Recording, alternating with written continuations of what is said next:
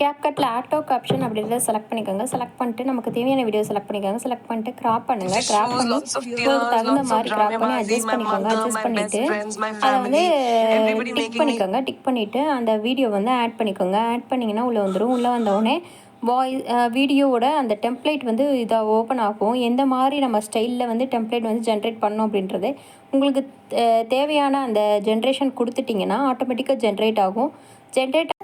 Generate ஆகுற அந்த clipping எடுத்துக்கோங்க. எடுத்துக்கிட்டிங்கன்னா அதில் வந்து ஒரு மாதிரி லைன்ஸ் வந்து தெரியுதா, அதில் வந்து வேர்டிங்ஸ் தெரியும். தெரிகிறத ப்ளே பண்ணி பாருங்கள். ஃபஸ்ட்டு ப்ளே பண்ணி பார்க்கும்போது கரெக்டாக அந்த வேர்டுக்கு கரெக்டான ஜென்ரேஷன் வந்து நமக்கு கிடச்சிருக்கும்.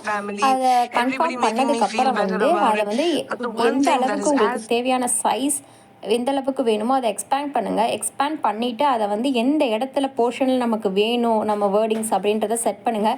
செட் பண்ணிவிட்டு இப்போ பார்த்தீங்கன்னா நமக்கு தேவையான வேர்டிங்ஸ் கரெக்டான வாய்ஸ்க்கு கரெக்டான வேர்டிங்ஸ் வந்து ப்ளே ஆகிட்டு இருக்கா அப்படின்றத வந்து கன்ஃபார்ம் பண்ணுங்கள். கன்ஃபார்ம் பண்ணிட்டீங்கன்னா ஆட்டோ கேப்ஷன்றது வந்து ஜென்ரேட் பண்ணியாச்சு. இதே மாதிரி கேப்கட் வீடியோ எடிட்டிங் டுட்டோரியலையும் மற்ற வீடியோ எடிட்டிங் டுட்டோரியலையும் தமிழில் பார்க்க சேனலை மறக்காமல் சப்ஸ்கிரைப் பண்ணிக்கோங்க.